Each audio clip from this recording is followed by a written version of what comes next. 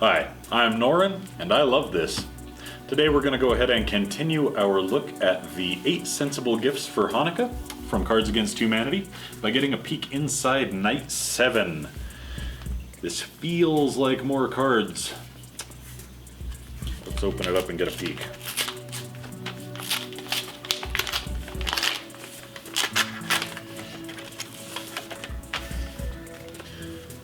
Here it is indeed, the Jew Pack Part 2. We'll go ahead and get some scans on those guys. What we got right here? We have our normal letter, but they've also included this snazzy little card. Pablo Picasso.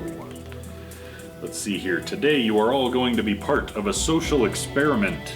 We've used the money for today's gift to purchase Tête de Faune, an original 1962 Picasso. You can see a photo of it on the other side of this very card. As one of 150,000 subscribers to our 8 sensible gifts for Hanukkah, you now get the chance to vote. Should we donate this work to the permanent collection of the Art Institute of Chicago? Or should we laser cut it into 150,000 tiny squares and send you your own scrap of a real Picasso? Voting opens Saturday, December 26th and runs through the end of Thursday, December 31st. Ooh. Bold and daring. I don't know how I'll vote just yet. We'll see. Alright, let's get a peek at these cards first.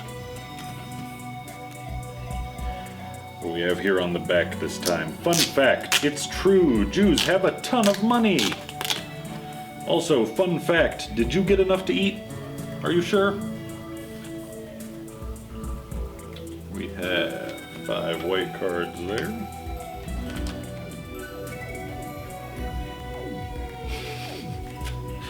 Five white cards there. And 3 black cards and 2 more white cards here. Sacrificing Isaac to the Lord. Sounds like a good time. Alright, now, on to our letter.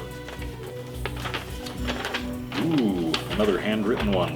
Well, photocopied, but handwritten originally. Let's see here. Today we have On Culture. On culture. While the word culture has several meanings, I'm focusing here on what is called high culture in academics.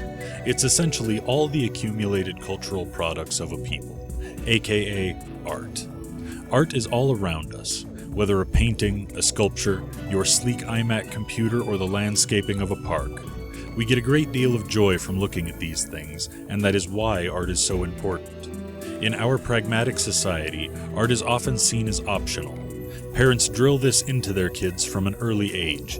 We tell our children to be practical, and we discourage pursuit of arts as a vocation, because we can't imagine how they will make a living doing such a thing. But the truth is, art is indispensable. It gives us meaning. There are things that cannot be understood with pure reason. Things like beauty.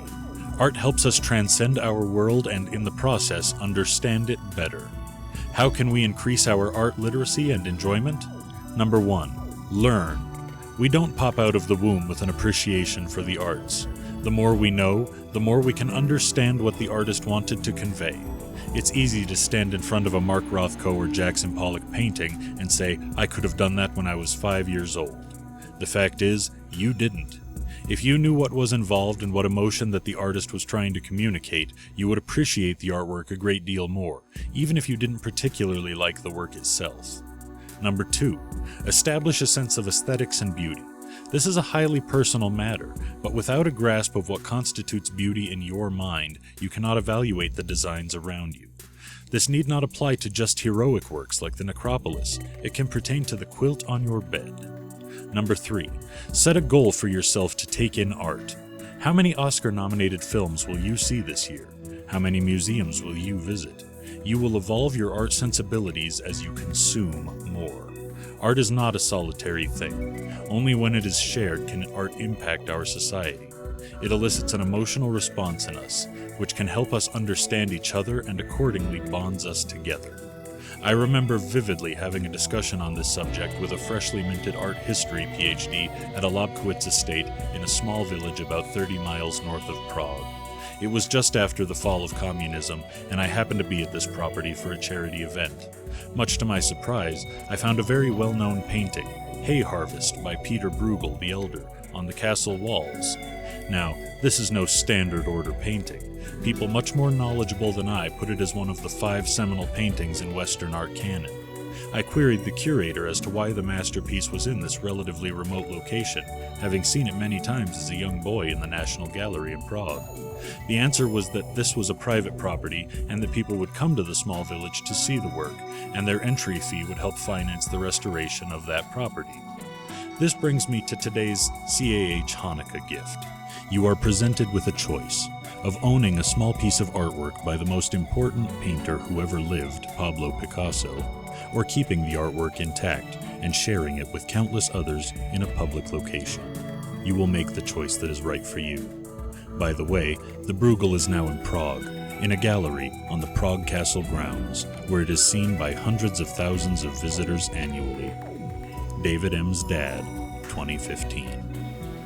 So, some inspiring words on culture, which might influence my vote here.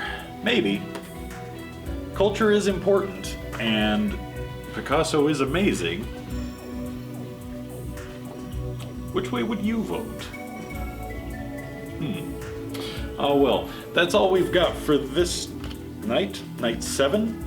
Next time, night 8, the final night. I can't wait to see what we've got. I want to thank you guys for joining me today, and I hope you show up again to see what finishes us off.